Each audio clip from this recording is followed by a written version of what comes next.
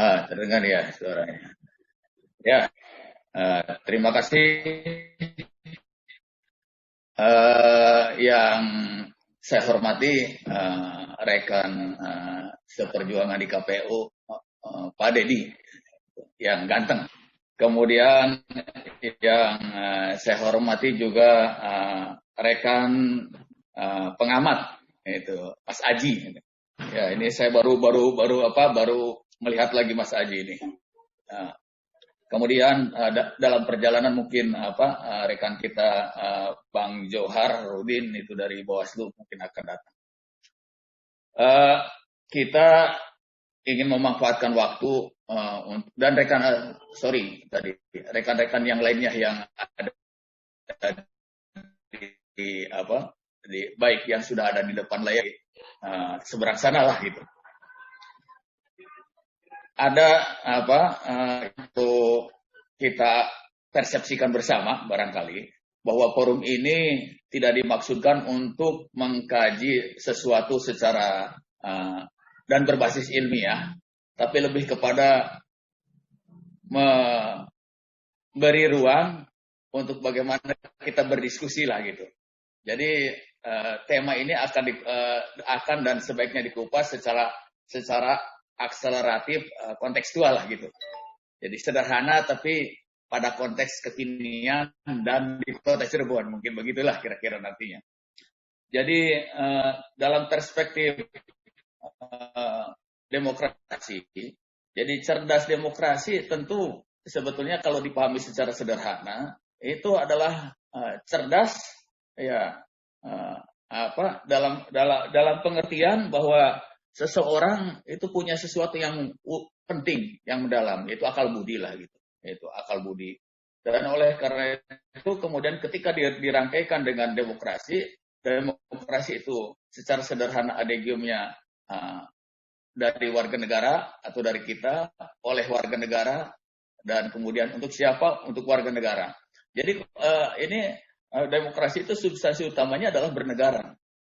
Target bernegara itu secara umum dapat dipahami sebagai menciptakan kesejahteraan.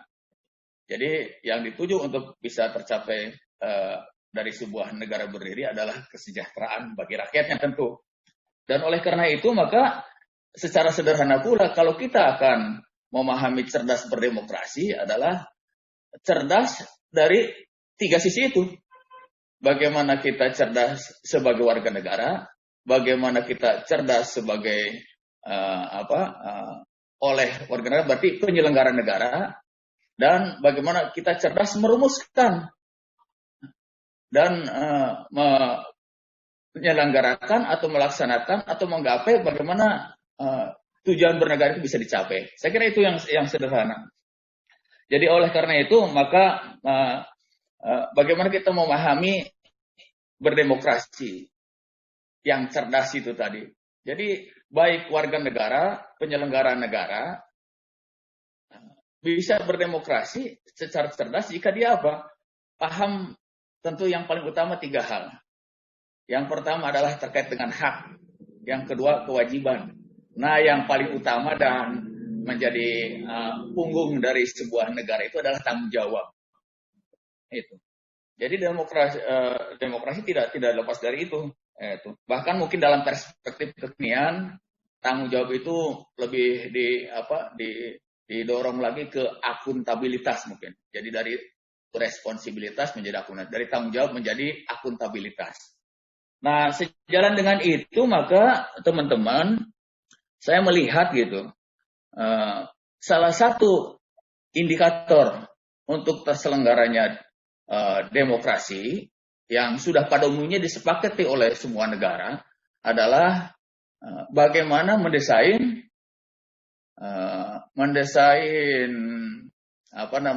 suksesi kepemimpinan itu dengan model-model tertentu gitu yang pada umumnya adalah berbasis hukum gitu.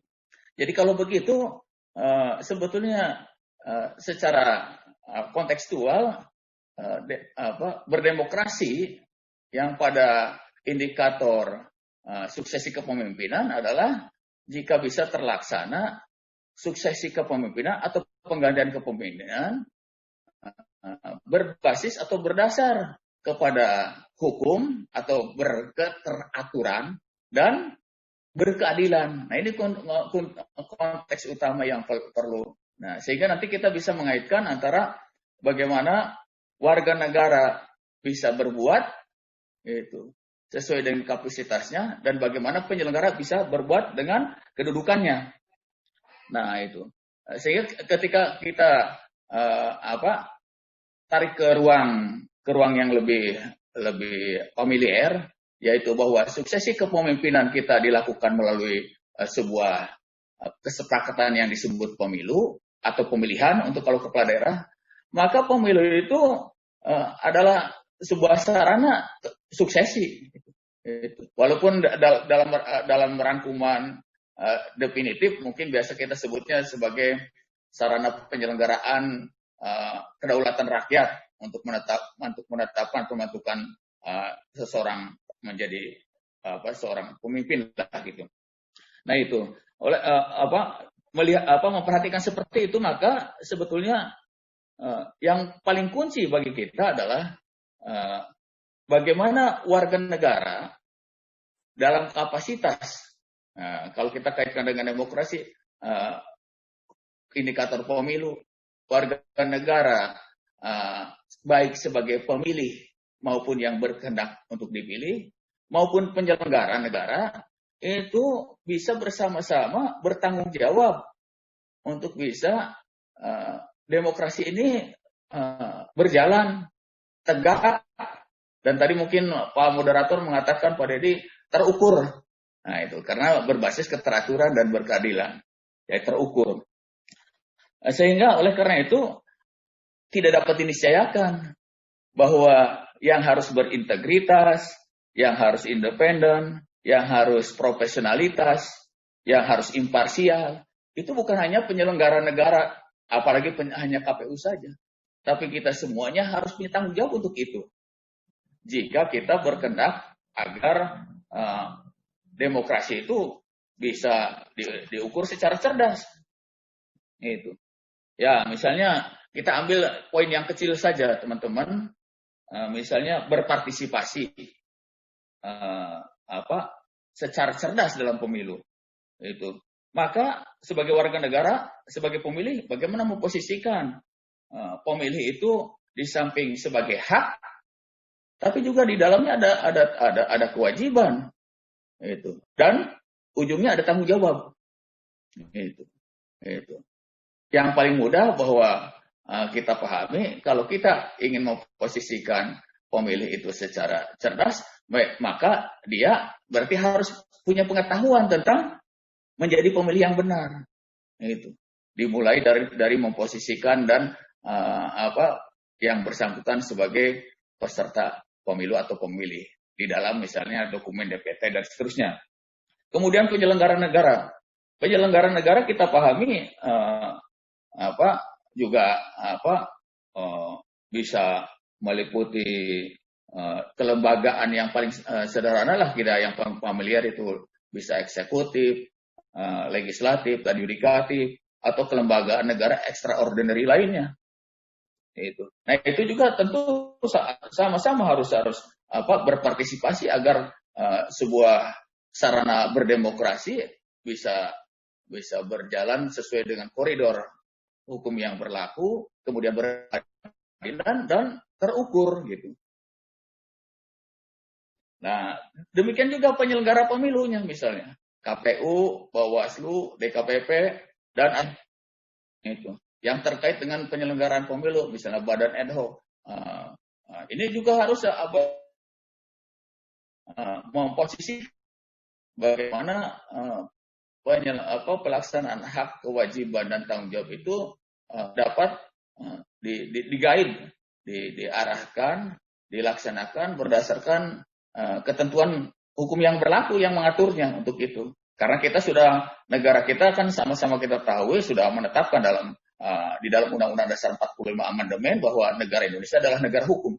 Jadi oleh karena itu maka tidak dapat diniscayakan bahwa seluruh aktivitas kita termasuk di dalamnya aktivitas terkait dengan bagaimana kita berdemokrasi itu harus secara mudah dapat diukur gitu. Cara mengukurnya ya tadi kembali kepada yaitu dengan menggunakan parameter peraturan perundangan gitu. Dan tentu di samping itu karena kita menganut tidak ansih peraturan perundangan, tapi menganut juga nilai-nilai yang hidup, tumbuh dan berkembang di dalam masyarakat. Jadi oleh karena itu basis peraturan perundangan harus ditambah juga dengan keberlakuan azas-azas yang mendasari.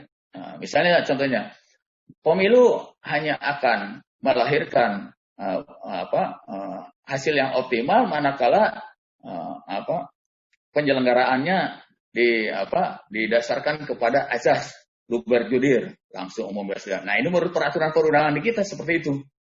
Gitu. Jadi peserta pemilu dia juga harus memposisikan dan memahami hak, kewajiban dan tanggung jawabnya agar bisa disebut cerdas dalam berdemokrasi.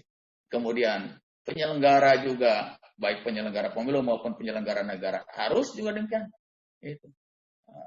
Juga dia harus memahami dan tahu serta melaksanakan, mengimplementasikan atau mengaplikasikan seluruh apa yang menjadi hak, tugas dan tanggung jawabnya itu sesuai dengan koridor peraturan perundangan dan ujungnya harus berkeadilan. Nah itu teman-teman kira-kira gambaran yang secara sederhana kontekstual. Misalnya kita ambil bagaimana KPU, Bawaslu dan DKPP menyelenggarakan pemilu ini, ya tentu kita pahami yang paling populer bahwa dia harus berintegritas, harus independen, kemudian harus adil, harus profesionalitas, harus kemudian akuntabilitas dan seterusnya. Banyak aja yang dirumuskan dalam Undang-Undang Nomor 7 tahun 2017 tentang pemilu. Yang sebentar lagi menurut informasi undang-undang tersebut sedang mengalami proses penggodokan untuk dilahirkan undang-undang baru tentang pemilu yang akan datang gitu. Moga-moga saja pilihan para wakil kita itu adalah pilihan atau opsi yang terbaik demi kepentingan seluruh rakyat. Nah, itu. Kemudian juga di sisi lain penyelenggara negara juga memang harus, penyelenggara pemerintahan dan negara itu harus misalnya kita melihat penyelenggara pemerintahan, kita Kota Cirebon, pemerintahan kotanya dalam menyelenggarakan pemerintahannya, pelaksanaan hak, kewajiban dan tanggung jawabnya tentu harus berdasarkan ketentuan peraturan perundangan juga. Tapi tadi juga yang didasarkan kepada azas. Misalnya di dalam pemerintahan kita dikenal dengan istilah ada azas umum pemerintahan yang baik atau AUPB. Itu ada kepastian, ada keseimbangan, itu. Terus kemudian ada kecermatan, ada motivasi, bagaimana seorang pejabat mengambil keputusan. Nah, terus harus ada azas yang mendasarinya, bukan hanya sekedar hukum. Terus kemudian juga yang tidak kalah pentingnya perlindungan terhadap warga yang akan terkena kebijakan. Terus kepentingan umum tentu yang menjadi fokus. Demikian pula pada sisi yang lain, kelembagaan kita banyak, ada lembaga legislatif. Itu lembaga legislatif itu juga dia harus memahamkan kepada dirinya bahwa mereka bekerja atau melaksanakan hak, tugas dan tanggung jawabnya, misalnya harus memperhatikan batas-batas kewenangannya. Waktunya 2 menit lagi Pak Ketua. Oke, memang sebentar lagi. Kemudian soal hierarki. Kemudian bekerja sesuai dengan tujuan, pertimbangan hukum dan mungkin pertimbangan sosial misalnya. Terakhir juga saya mungkin ingin menyampaikan juga misalnya terkait dengan bagaimana lembaga yudikatif peradilan. Nah, itu yang kita umumnya dituntut dari sebuah peradilan itu adalah perlakuan yang sama di muka hukum misalnya. Atau kalau dalam konteks kepidanaan praduga tak bersalah. Nah, gitu. Atau kalau kita diputus dengan putusan yang kurang tepat, kita berhak untuk memperoleh perlindungan dan penggantian. Itu memperoleh bantuan hukum, peradilan yang cepat, mudah dan sederhana. Nah, itu semuanya menggambarkan bagaimana kita berdemokrasi secara cerdas itu. Kalau itu bisa kita dorong, kita bersama dorong, oleh kita bersama tentu semua kelembagaan yang terkait dan stakeholder terkait, juga masyarakat pada umumnya, insya Allah demokrasi yang terbentuk nanti, konon kita masih demokrasinya berproses, konon katanya gitu, dari kacamata para ahli lah gitu. Nah, kita juga melihat seperti itulah. Nah, nanti akan terwujud sebuah bentuk demokrasi yang betul-betul ala Indonesia gitu. Jadi kita tidak perlu mencontoh demokrasi secara vulgar dari barat, dari timur, atau dari timur tengah atau timur barat, yang tidak perlu. Kita juga akan dan guidance-nya sudah ada. Jadi demokrasi kita itu demokrasi yang berbasis itu dan bersumber pada ajas-ajas yang sangat fundamental, yaitu Pancasila. Jadi demokrasi yang berketuhanan yang Maha Esa, demokrasi yang berkemanusiaan, demokrasi yang berpersatuan, demokrasi yang berkerakyatan, demokrasi yang berkeadilan. Nah, kalau itu bisa kita laksanakan semua, insya Allah saya kira apa yang kita kehendaki dari sebuah demokrasi itu akan menjadi dan akan berujung pada buah lah gitu. Sesuai dengan apa buahnya? Kesejahteraan rakyat gitu. Itu saya kira. Untuk sementara itu saya kira Pak Den.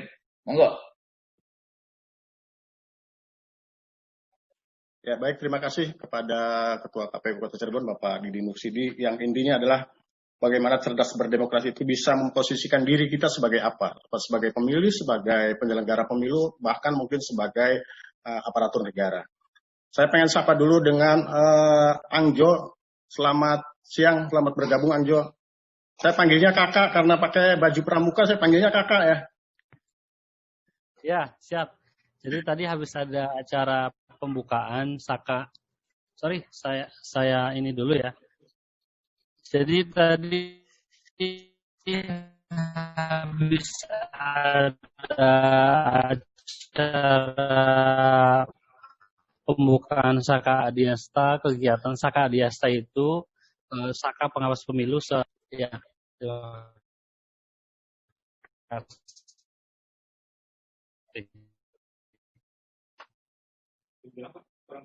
Suaranya kurang jelas, Angjo. Hilang malah. Lanjut. Saya nggak pakai ini. Kedengeran nggak? Halo? Siap. Lanjut, Angjo.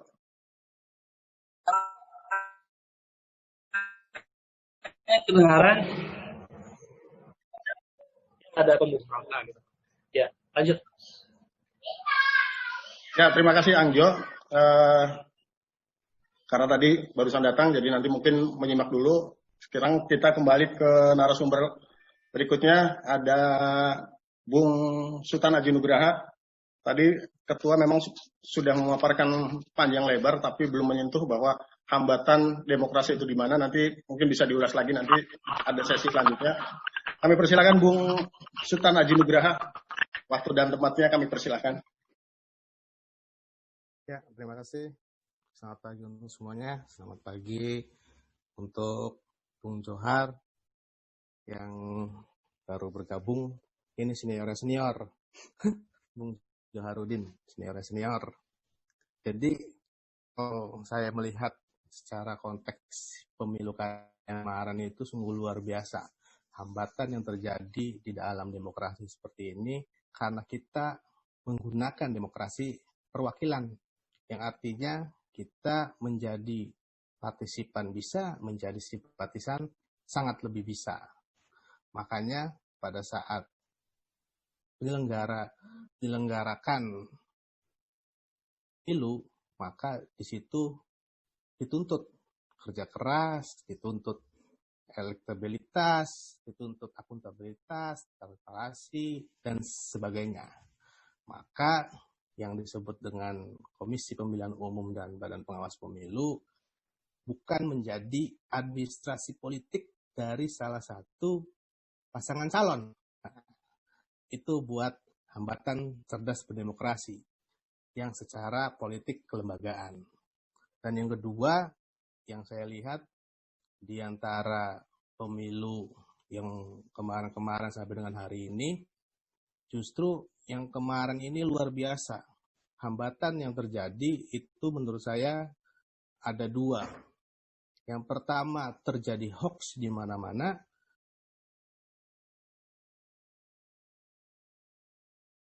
Yang sungguh sangat disayangkan jika agama dijadikan alat politik untuk tujuan tertentu. Makanya pada saat saya di mana-mana ada kesempatan, saya akan melawan politisasi agama. Kemudian kita sebagai orang yang lebih dibandingkan teman-teman yang lain, maka sudah seharusnya melakukan pertama pendidikan politik, kedua bagaimana menyampaikan visi dan misi daripada kita sebagai warga intelektual. Jadi seyogianya bagaimana kita memposisikan diri secara profesional dan proporsional. Kemarin banyak sekali tragedi yang luar biasa sampai dengan bermain fisik, sampai dengan masukin penjara, sampai dengan pembunuhan karena sungguh membela paslonnya. Itu yang terjadi di alam demokrasi. Namun apa yang terjadi ketika sudah mendapat dukungan, kemudian yang didukung kita menang. Nah, ini yang lebih ironis lagi. Karena kita mendukung calon yang menang, maka kita tidak diperbolehkan untuk mengkritik. Sungguh lucu. Kita dukung calon, kemudian calon itu menang, kemudian melakukan kesalahan, lantas kita tidak boleh mengkritik. Kita harus tagut apa dalam bahasa Islaminya. Kita harus taklid, mendukung secara mulai buta. Kan tidak seperti itu. Kita harus mempunyai kewajiban sejarah untuk mengkritik calon yang kita dukung itu menang. Kewajiban sejarah kita harus kritik. Kalau kita fatsun, kalau kita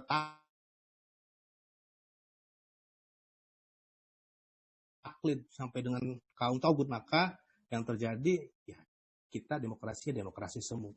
Bisa terlebih lagi demokrasi proletar yang mungkin Bung Jo sangat paham apa itu demokrasi proletar. Demokrasi rakyat, demokrasi semu. Padahal itu sebuah kediktatoran, kekuasaan absolut.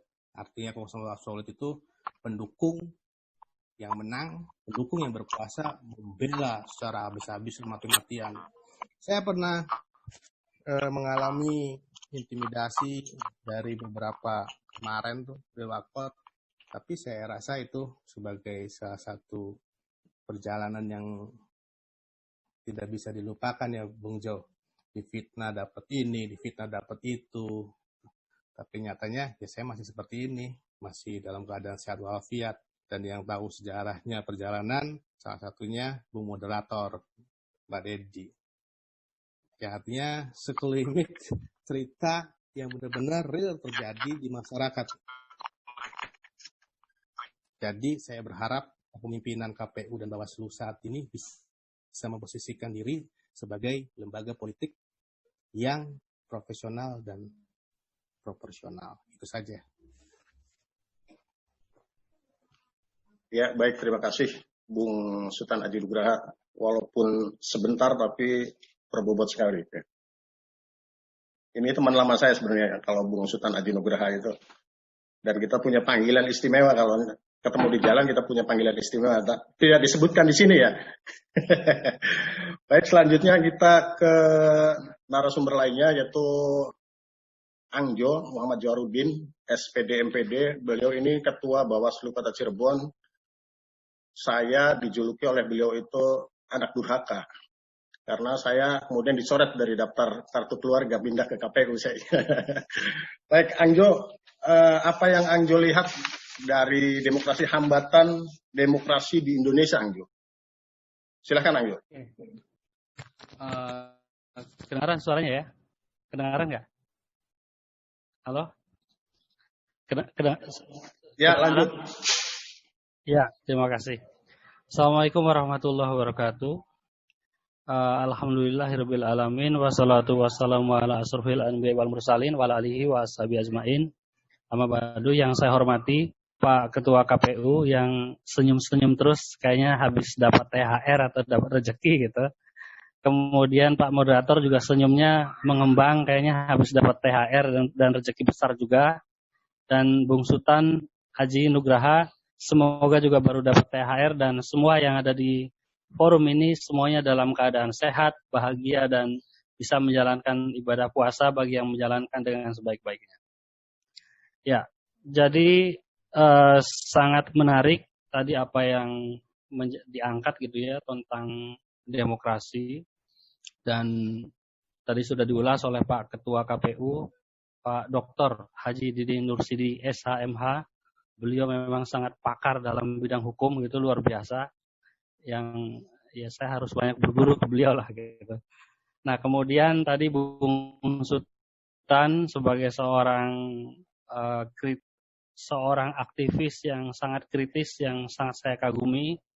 Jadi memang kalau hidup itu tidak ada kritik, kayaknya menjadi tidak berwarna gitu. Jadi kritik itu adalah sesuatu seperti pil, seperti jamu gitu ya untuk kita semua, supaya kita sekalian itu bisa lebih sehat dan lebih kuat gitu. Ya, jadi dalam konteks dalam konteks demokrasi, barangkali saya tidak akan membahas lagi apa yang menjadi tugas pokok Bawaslu gitu ya. Yang jelas saya yakin yang hadir di sini sudah mengetahui tugas pokok dan fungsi, dan tadi sudah dipaparkan begitu gamblang oleh Pak Didi antara KPU, Bawaslu, dan DKPP sebagai bagian dari penyelenggara pemilu. Nah, kemudian dalam konteks demokrasi itu saya ingin menyampaikan satu hal yang substansial, di mana ada yang dilupakan oleh kita semua, oleh para elit politik, oleh masyarakat, dan mungkin juga kita gitu ya, bahwa di dalam TAP MPR nomor 6 itu ada mengatur tentang etika kehidupan berbangsa, di mana di dalam TAP MPR tersebut yang mengatur tentang etika kehidupan berbangsa, di antaranya mengatur beberapa aspek, mulai dari aspek etika bagaimana di dalam berpolitik, etika dalam pendidikan, etika dalam ekonomi, etika di dalam hukum, dan juga etika dalam kehidupan sosial, budaya, dan lainnya. Itu yang dilupakan.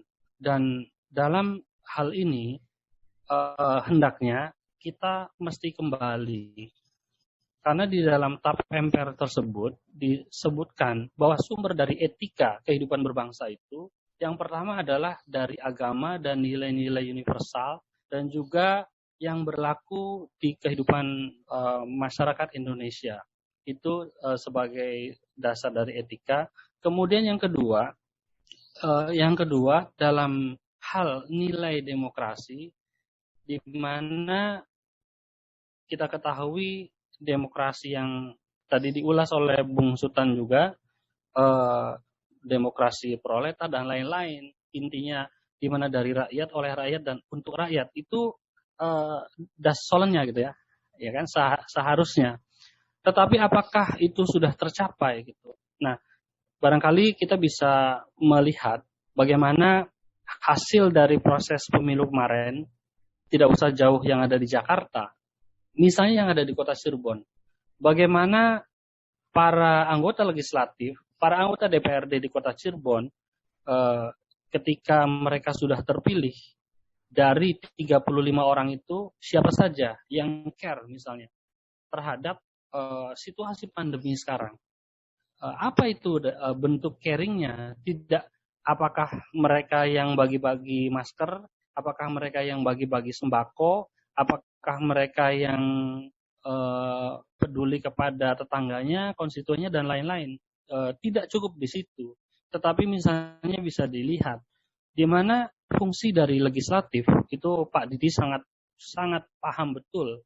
Yang pertama adalah sebagai melakukan legislasi, membuat aturan, undang-undang, ya kalau di DPR RI, kalau di daerah berarti Perda, atau fungsi kontrol terhadap eksekutif atau pemerintah kota.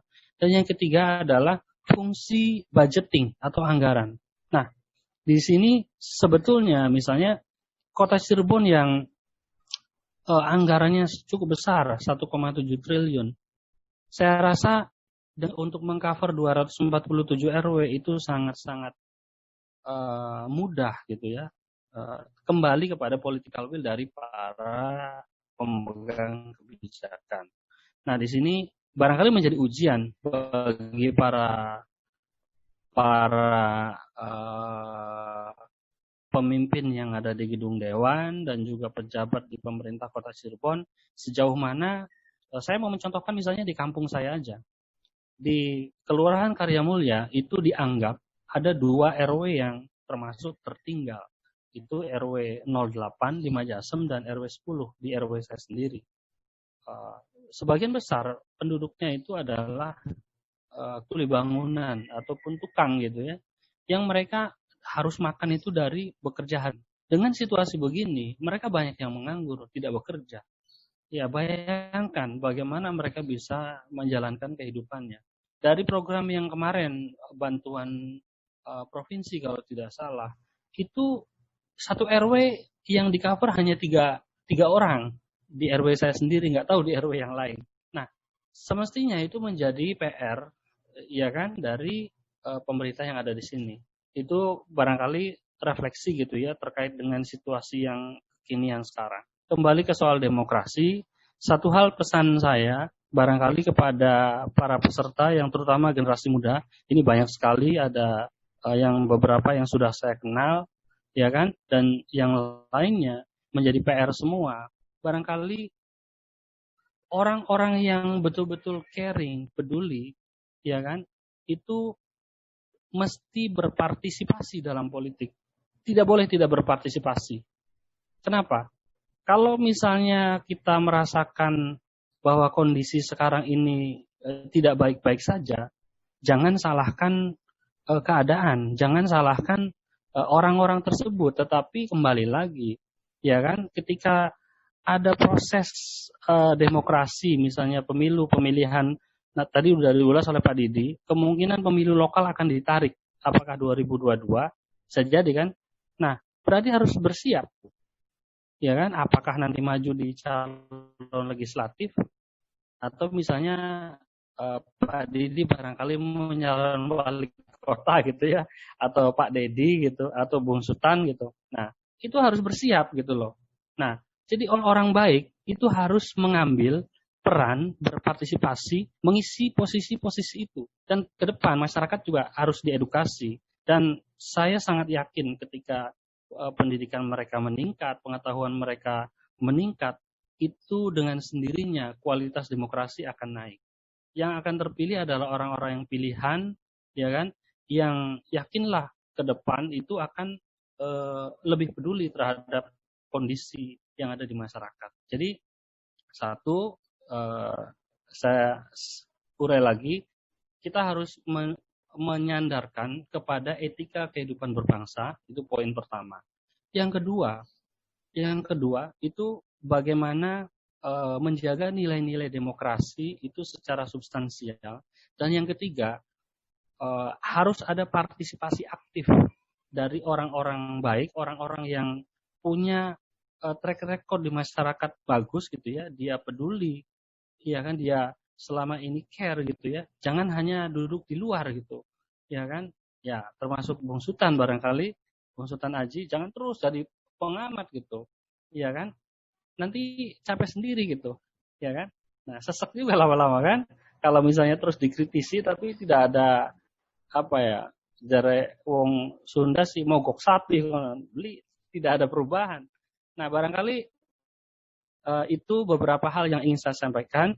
Jadi marilah generasi muda ataupun para tokoh-tokoh yang ada yang tetap peduli terhadap nilai-nilai demokrasi itu berperan aktif, berpartisipasi aktif untuk mengisi ruang-ruang itu, ya kan? Jangan sampai ruang-ruang politik tersebut nanti hanya diisi oleh para penumpang gelap demokrasi. Ya, saya tidak perlu menyebutkan siapa saja penumpang gelap ataupun hanya pembonceng gitu, yang mereka hanya memanfaatkan instrumen-instrumen itu, tetapi pada akhirnya tidak ada kepedulian kepada masyarakat seperti itu. Ya, jadi itu barangkali poinnya.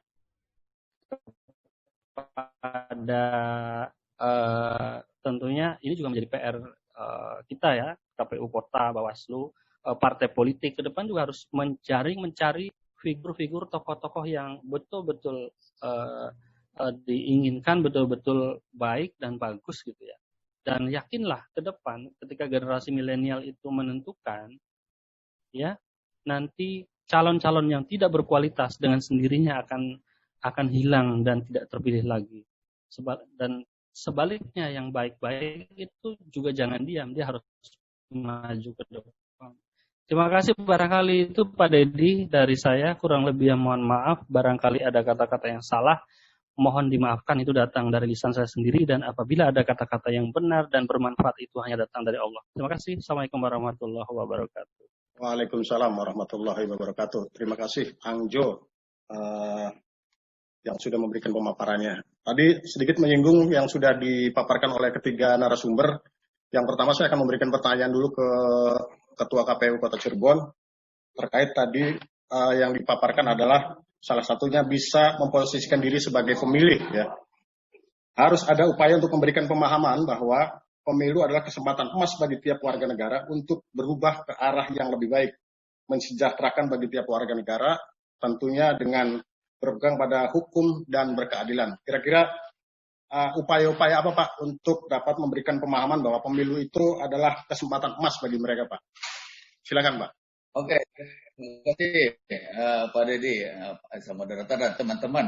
Jadi kan tadi target yang hendak dicapai sebetulnya substansinya adalah kesejahteraan. Tapi ruang untuk bisa sampai kesejahteraan itu kemudian diselenggarakan pemilu. Tadi pemilu itu adalah sebetulnya sarana suksesi, sarana penggantian lah. Nah, agar betul-betul itu bisa tercover, saya kembali kepada soal positioning. Jadi kalau positioning atau memposisikan diri lah gitu. Jadi kalau kita sebagai warga yang hanya memilih, hidup itu pilihan sebetulnya dalam perspektif kemanusiaan. Jadi itu dalam perspektif ikhtiar ada hidup pada pilihan. Jadi kalau kita memilih sebagai membuat pilihan bahwa kita ingin sebagai pemilih saja, ya posisikan kita sebagai pemilih saja. Tapi pemilih yang tadi yang cerdas, yang sesuai dengan aturan main. Karena pemilu di Indonesia akan berbeda dengan pemilu pilkada di Kota Cirebon berbeda dengan pilkada di Papua, gitu. Itu di Papua. Jadi oleh karena itu itu tentu masyarakat atau semua pemilih hanya bisa memahami itu ya kerja bareng lah, KPU, Bawaslu, stakeholder lainnya untuk memastikan memberikan pemahaman melalui berbagai cara, baik secara langsung maupun tidak langsung kepada masyarakat pemilih. Untuk demikian pula memposisikan dari positioning ya kita sebagai penyelenggara juga, termasuk tadi Bung Aji juga sebagai pengamat. Nah, gitu. Jadi memastikan kalau para ulama atau para ustadz suka ngomong itu posisikan kita dalam peran seperti permainan sepak bola lah gitu kan, kalau mengutip para ustadz yang suka ceramah. Jadi yang posisinya sebagai back ya back lah gitu, gitu. Tetapi seperti tadi diingatkan oleh Bang Jo dari Bawaslu bahwa memposisikan saja tidak cukup gitu. Tapi sekaligus juga harus kita mampu melakukan peran lain lah gitu. Kalau disebut peran, apa perannya? Mengawal, gitu loh. Jadi kalau hanya memposisikan kita tahu, kita laksanakan untuk diri sendiri, dalam agama katanya lemah-lemahnya Iwan gitu tuh. Ya itu. Jadi perlu juga mengawal bagaimana pemilih dikawal juga, perlu dikawal agar memilih sesuai dengan aturan. Penyelenggara pemilu, KPU, Bawaslu dan harus dikawal juga. Nah, yang mengawalnya memang Mas Aji lah gitu. Nah, gitu. Tapi juga Mas Aji kami kawal juga gitu. Jadi kita saling mengawal. Nah itu peran kalau mengawal itu. Nah jadi kalau kita mau posisikan, tahu posisi diri, terus kita punya peran mengawal, rintangan itu termasuk tadi contohnya, Mas Aji mengukakan yang paling populer dan familiar di pemilu yang lalu itu soal hoax. Hoax itu bisa membabi buta atau bahkan ya masuk merasuki berbagai sendi-sendi kehidupan. Kenapa? Karena kita tidak mampu memahami tentang bagaimana berselancar di dunia maya gitu kondisinya gitu. Jadi apa yang didapatkan seolah sebuah kebenaran di-share. Kalau ada permintaan tolong di-share ke 1.000 orang, di-share. Jadi itulah, jadi akhirnya apa? Dia celaka dengan ulahnya sendiri. Nah itu. Tapi kalau kita makin bijak tadi dengan nurani dengan kolbu kita, makin memahami tentang positioning dan peran kita juga harus dimainkan. Hidup itu harus ada posisi itu menyangkut hak, kewajiban dan tanggung jawab. Tapi kemudian tadi ikut mengawal juga semuanya. Dewan di sekarang yang 30 saya kira punya kepentingan karena politik itu adalah kepentingan. Oleh karena itu kita perlu mengawal juga nih. Ngawalnya mengingatkan dan begitu. Kalau Bang Jo itu pasti kenal semua dengan teman-teman dewan. Itu kurang pas gitu. Tolong bisa ditingkatkan gitu. Atau Mas Aji, apalagi aksesibilitas Mas Aji ini luar biasa. Jangankan ke teman dewan, ke pimpinan nomor 1 di Cirebon juga. Nah, bisa, Kang, swear Kang, itu kayaknya kurang pas. Nah, gitu kalau itu semuanya bisa ditumbuh kembangkan, insya Allah Pak Den dan teman-teman semuanya lah gitu akan bisa terwujud. Saya kira itu. Den, sementara itu aja dulu. Ya, baik, terima kasih Pak Ketua. Selanjutnya ada pertanyaan khusus untuk Bung Sultan Aji Nugraha ini. Masalah terbesar yang saya lihat dari beberapa masalah seperti tadi absennya masyarakat yang kritis kepada kekuasaan atau juga polarisasi politik yang membelah menjadi dua, yakni yang mengkritisi pemerintah dianggap dikelompokkan sebagai anti pemerintah. Tapi saya bertanya lain, masalah terbesar demokrasi ada pada lemahnya partai politik terkait kaderisasi. Menurut Bung Aji seperti apa, Bung Aji? Peran partai politik dalam demokrasi ini, Pak. Silakan, Bung Aji. Ya, partai politik saat ini hanya sebuah IO, event organizer, di mana ada kegiatan, di situ pada bekerja. Seharusnya partai politik harus bisa menyelenggarakan, harus bisa dia menggunakan politik kelembagaannya untuk mengakses kepentingan masyarakat guna tadi kesejahteraan rakyat. Makanya kenapa saya bilang politik atau partai politik ini sebagai IO, karena bekerjanya 5 tahun sekali, menghadapi pileg, menghadapi wilakot, kerja, ketuprukan, nyari data, nyari ini, simpul, aduh bahaya. Karena yang terjadi pertama kali tidak didasari kepada isme sama, yaitu ideologi. Sedangkan yang kedua, rekrutmen itu nggak jelas partai politik sekarang. Yang penting banyak orangnya, banyak penghuninya, langsung dibuat KTA-isasi apa namanya ya apa bedanya dengan bonbin ya kan begitu, ada pawang dikasih makan hidup sejahtera tapi manut terhadap ketuanya. Ya jadi aja kepala dinas kalau kayak gitu, jangan jadi ketua partai. Terus yang terakhir, bagaimana pendidikan politik tidak dijalankan semestinya. Pendidikan politik itu harus dijalankan, baik itu yang berkesinambungan dalam pengertian partai daerah, di provinsi, di pusat, ataupun dari aktivis-aktivis yang luar, yang memetakan politik itu secara jernih. Kalau ibarat politik itu kayak mapping, kalau orang partai politik atau masyarakat politik itu seperti di antara hutan belantara, ya kan? Tetapi kita ada di helikopter, jadi kita tahu kemana nih arahnya, kemana nih tujuannya, karena mereka tidak bisa jernih melihat persoalan. Makanya itu tadi ada yang namanya simpatisan yang menjadi partisipan karena terbagi, karena sudah dibagikan kue oleh penguasa, akhirnya dia oke, gimana kata Pak Wali, gimana kata Pak Gubernur, gimana kata Bupati.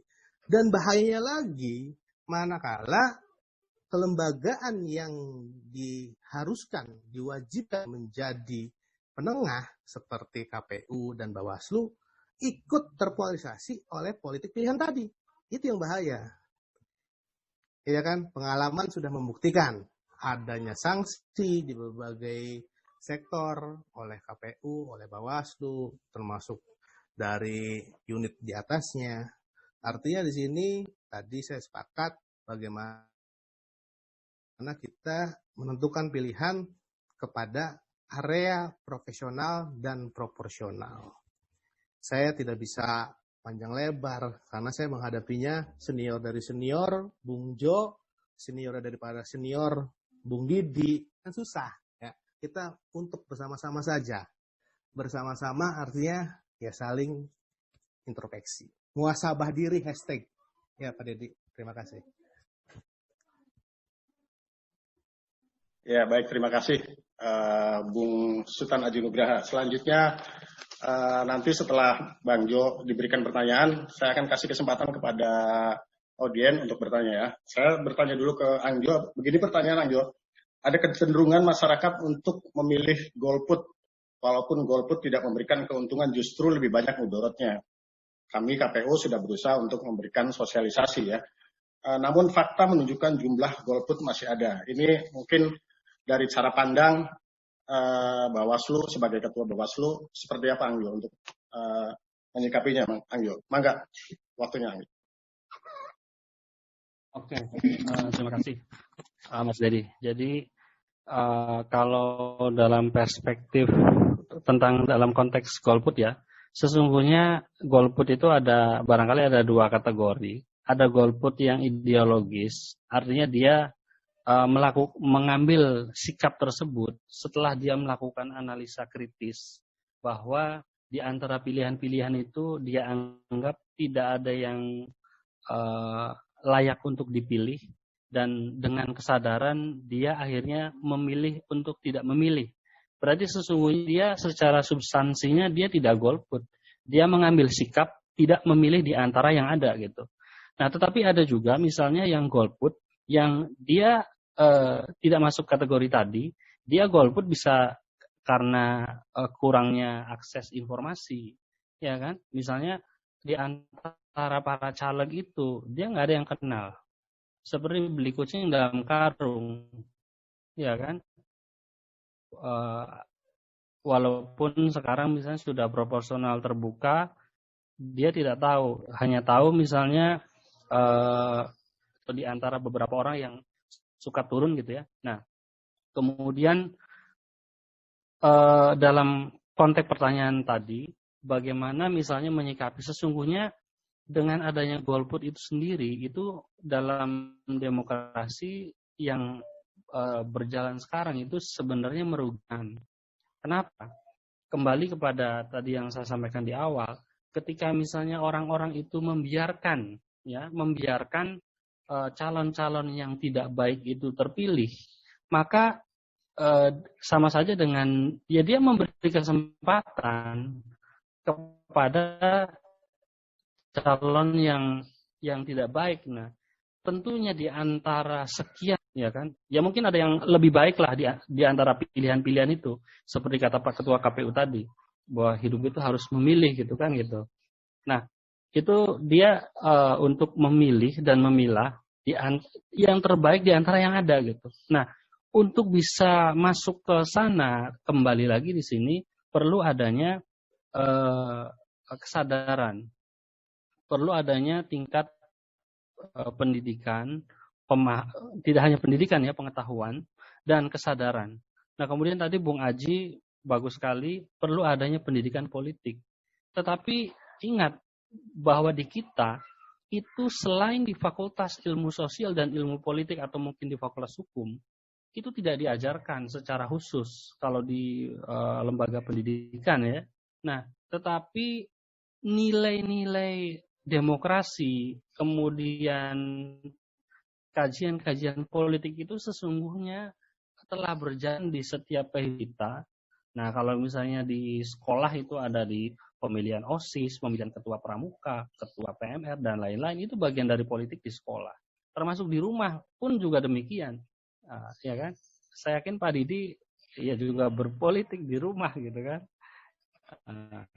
Di kantor juga suka tidak suka kita berpolitik gitu. Nah, artinya di sini kembali ke pertanyaan Ang Dedi tadi, Mas Dedi ya.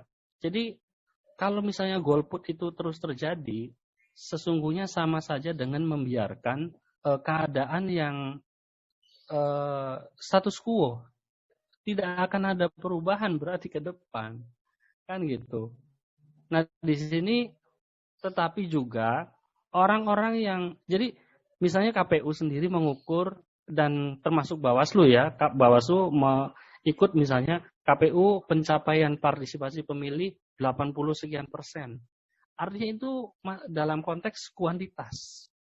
Nah, kemudian Bawaslu juga ini dalam pemilu ini pelanggaran yang oleh Bawaslu sekian puluh atau sekian ratus misalnya. Apakah ukuran itu keberhasilan? Kan tidak juga, itu sifatnya konteksnya sangat kuantitatif, ya kan?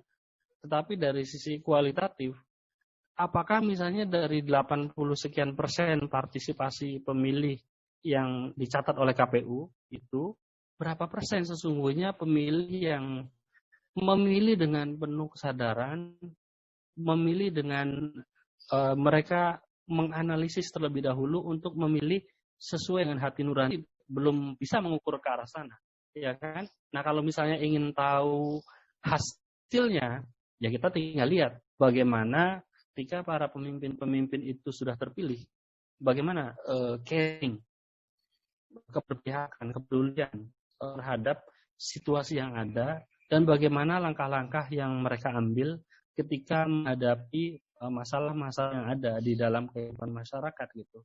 Seperti itu teorinya barangkali. Jadi begitu Angdet, menurut saya gitu ya, golput itu tetap tidak baik pada akhirnya karena akan ya tidak, jadi nilainya itu 0. Dia tidak,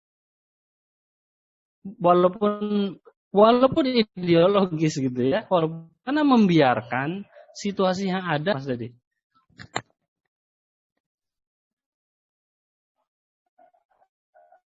Udah. Ya, terima kasih Angjo, suaranya walaupun terputus-putus tapi sedikit banyak memberikan pencerahan kepada kita ya. Baiklah, ya. Rekan-rekan semuanya, sekarang tiba pada sesi tanya jawab. Saya memberikan kesempatan kepada audiens yang mau bertanya kepada narasumber tadi dengan syarat bahwa mohon untuk menyebutkan nama, profesi, dan narasumber yang akan ditanya ya. Terus karena waktunya juga terbatas, maka pertanyaannya to the point saja. Silakan kami buka sesi tanya jawab kepada para audiens yang mau bertanya. Mas Abi.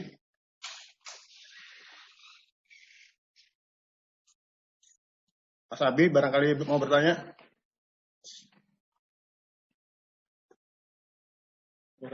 Suaranya nggak ada, suaranya tombol mic-nya dipencet dulu biar ada suaranya.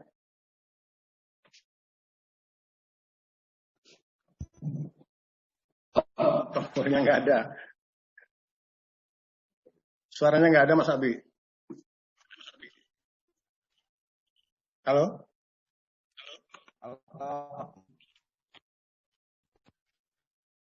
Halo. Ya, silakan Mas Abi. Halo. Ya, silakan Mas Abi. Udah ada suaranya, Pak? Halo. Masih belum stabil Pak. Masih belum stabil Pak. Iya, masih belum stabil, Pak. Silakan. Silakan.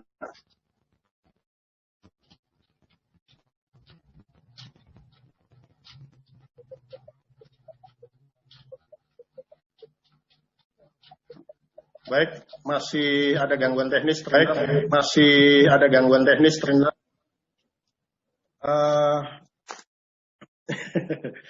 Ke yang lainnya silakan. Yang pakai masker itu saya lupa namanya ini siapa. Silakan Mas. Halo.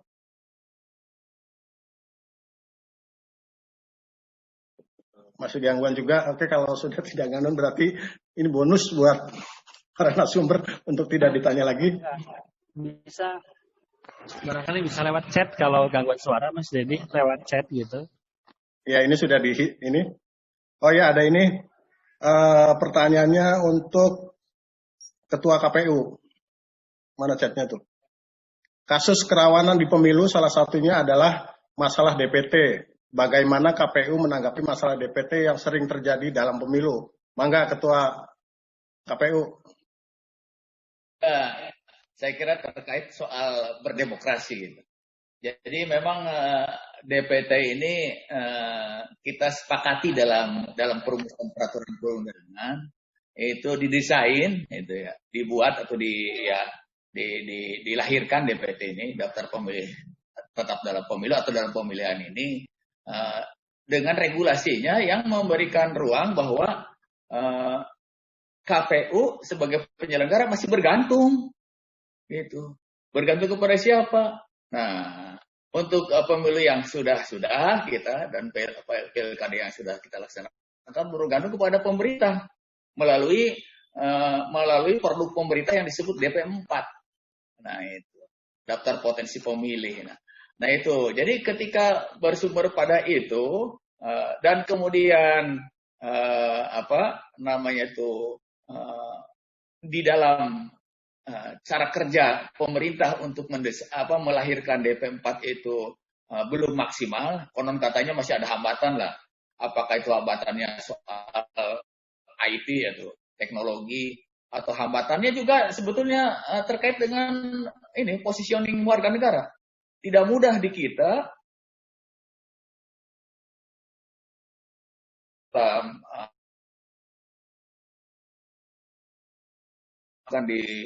katakanlah di Cirebon di Distrik Capil itu lahir sebagai data yang benar. Contohnya, banyak orang yang diketahui oleh kita meninggal, tapi jarang dilaporkan, kecuali RT-nya aktif gitu, proaktif.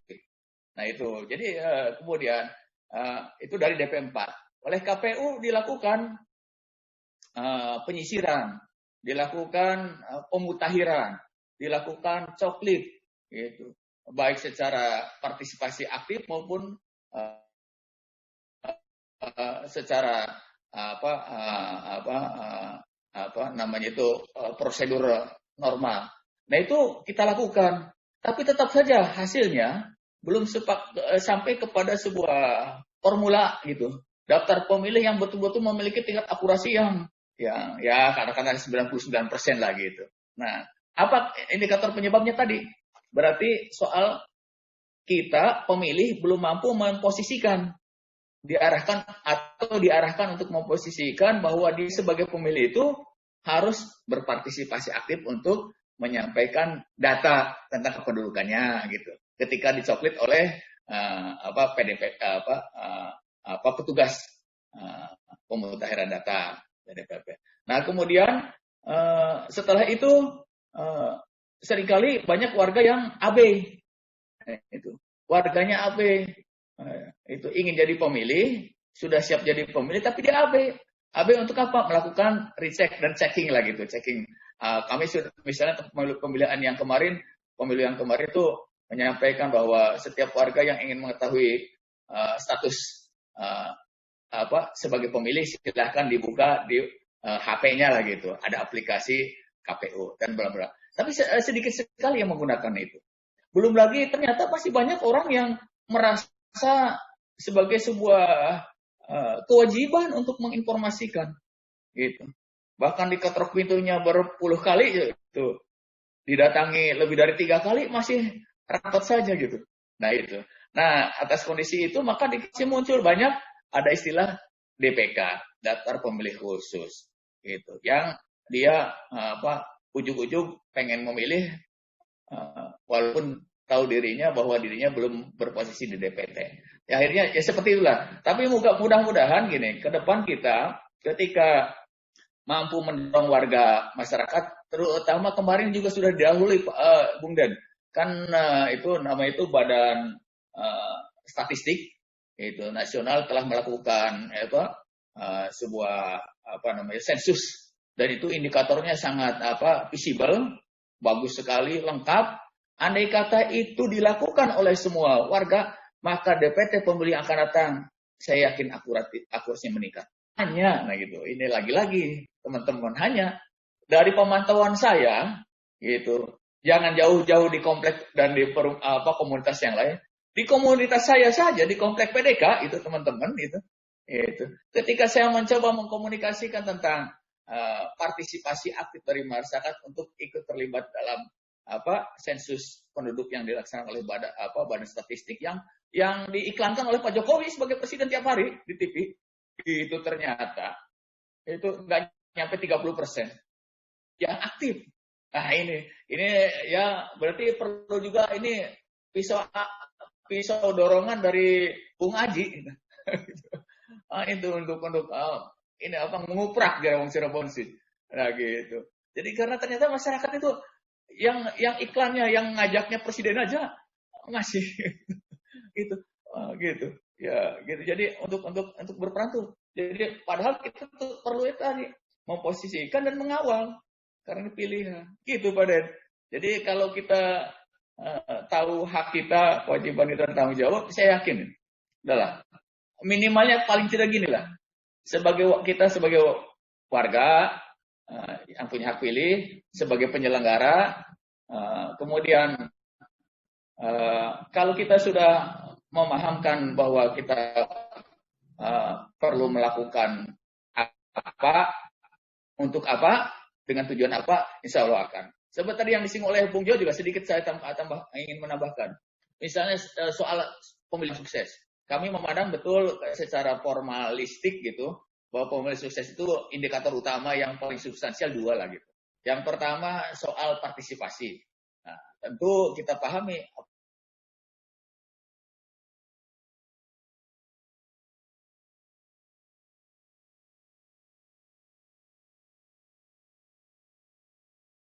suaranya ya, jadi mikrofonnya kayaknya ada partisipasi.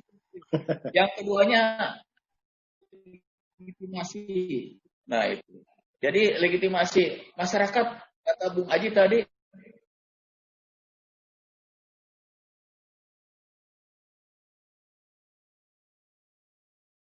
Ya, Pak Ketua. Wah, gangguan kayaknya. Pulsanya habis. Kuotanya habis. 40 menit habis itu. Jadi itu yang satu lagi tadi soal partisipasi real. Kita dorong lah itu. Bung Aji sepakat semua itu harus dibuang. Itu Bang Jo tadi sepakat juga real itu harus dimunculkan. Berarti itu bersama lah gitu untuk mendorong itu. Tapi yang paling penting lagi ini soal legitimasi yang tadi sudah disitir oleh Bung Aji. Nah ini harus dikawal oleh kita. Makanya saya berharap pemilu pilkada yang akan datang tadi sudah disampaikan oleh saya bahwa ada kecenderungan akan dilaksanakan opsi dipercepat, yaitu kalau dipercepat berarti pilwalkot kita itu tahun 2022 sudah masuk tahapan dan hari hanya di 2022. Nah kemudian kalau dilambatkan, bukan dilambatkan ya diundurkan itu akan di 2026. Sedangkan pemilu nasionalnya tetap di 2024 sesuai dengan merujuk pada putusan MK. Nah kalau itu terjadi berarti pemilu sudah sebentar lagi. Nah itu, monggo. Terima kasih. Baik, pertanyaan selanjutnya buat Angjo. Ini Angjo ada pertanyaan. Untuk Angjo, bagaimana cara yang efektif agar masyarakat dapat sadar dan ikut serta dalam pemilu atau pilkada, bukan hanya untuk memilih saja, tapi ikut andil terutama dalam pengawasan, Angjo. Pertanyaan dari Abi Musa juga, anak buahnya Angjo juga. Maka Angjo.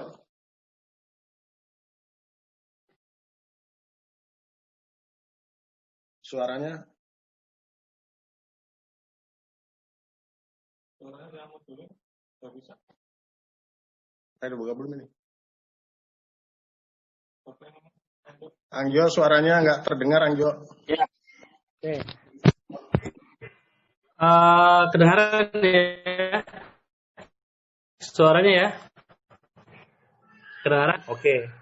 Jadi untuk pertanyaan tadi, bagaimana supaya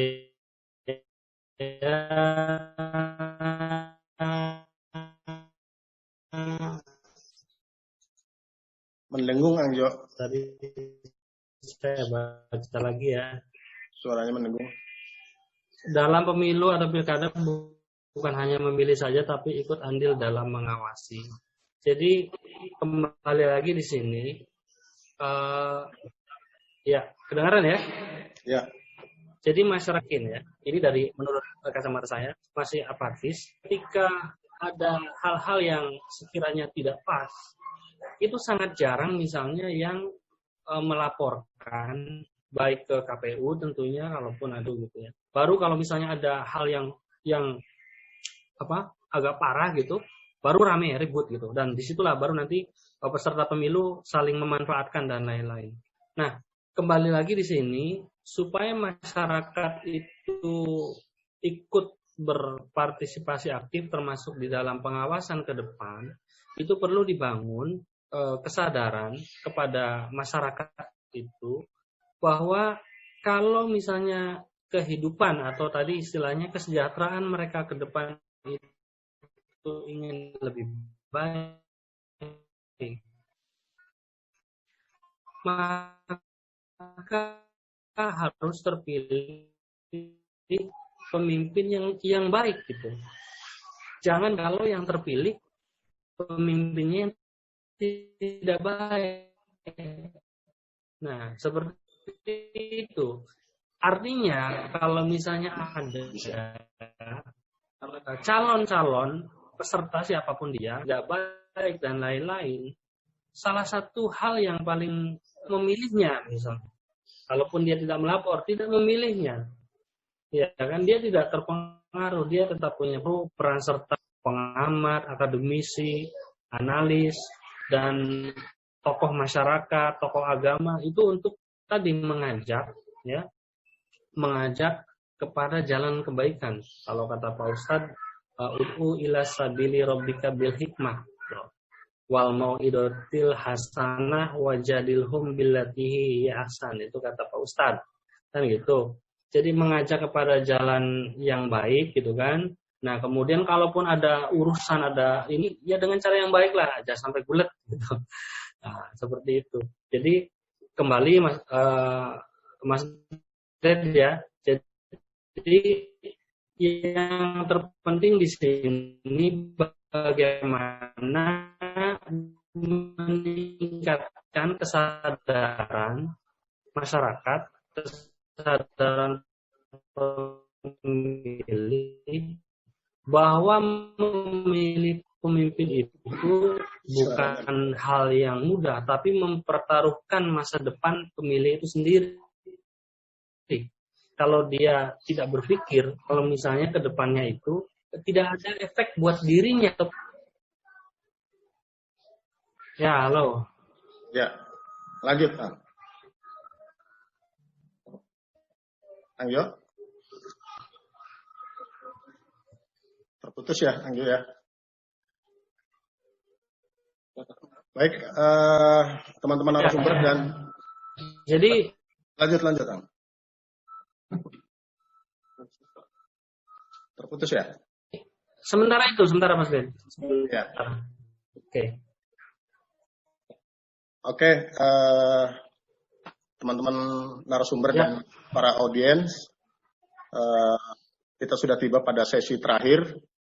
Tadi kita sudah tanya jawab karena waktunya juga kita dibatasi oleh waktu. Bapak Ibu sekalian, alhamdulillah rangkaian sesi diskusi pada siang hari ini berjalan dengan baik. kita sudah mendapatkan materi luar biasa dari ketiga narasumber kita. Terima kasih untuk Ketua KPU Kota Cirebon, untuk Bung Sutan Aji Nugraha, juga untuk Angjo ya. Mudah-mudahan materi yang sudah disampaikan oleh para narasumber ini bermanfaat sehingga demokrasi di Indonesia menjadi lebih baik. Terima kasih. Sebelum kita akhiri, saya pengen narasumber memberikan closing statement. Saya akan mulai dari Pak Ketua KPU dulu. Closing statement-nya cukup 2 menit, jangan lama-lama, 2 menit saja. Mangga, silakan Pak Didi. Jadi closing statement-nya begini. Jadi mari kita dalam hidup ini memilih untuk mampu berbuat yang terbaik, gitu, bagi masyarakat dan bagi negara. Nah, kemudian setelah memilih kita ingin berbuat yang terbaik, nah mari kita posisikan diri, gitu. Diri kita ingin sebagai apa, gitu. Ingin sebagai, kalau misalnya dalam pemilih ingin sebagai pemilih saja, ingin yang dipilih, nah gitu. Ingin sebagai penyelenggara, nah itu monggo pilih lah gitu. Semuanya ada ininya, ada tata aturannya, gitu. Semuanya bisa kita lakukan. Nah, kalau itu sudah kita lakukan, memposisikan diri, mari kita posisi kita itu yang pertama harus lakukan perjalanan kita. Lakukan sesuai dengan indikator aturan, gitu, berintegritas, profesionalitas, proporsionalitas, dapat dipertanggungjawabkan, gitu, akuntabilitas, bahkan efektif, efisien. Nah, kalau kita sudah mampu itu, nah, lalu apa? Mari kita tambahi lebih, gitu. Lebih dengan apa? Peran. Mari kita tambahi lebih dengan peran. Peran kita bagaimana? Kalau peran saya sebagai penyelenggara KPU apa? Mungkin bisa lebih mendorong untuk bagi masyarakat melalui stakeholder terkait agar dibangkitkan semangatnya, gitu, untuk berpartisipasi aktif dan real, gitu. Jangan simbol, nah itu.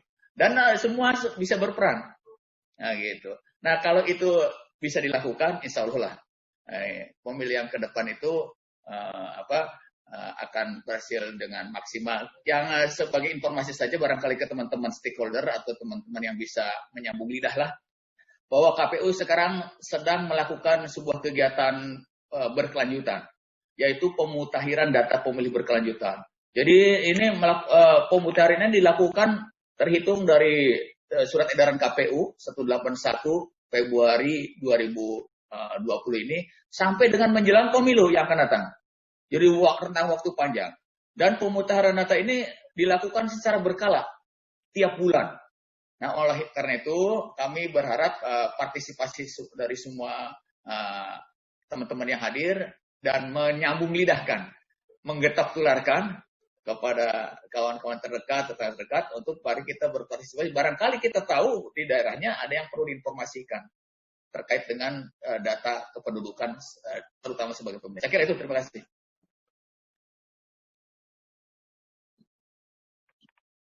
Baik, selanjutnya kepada Angjo memberikan closing statement. Silakan waktunya. Buat saya dulu. Ya, mangga.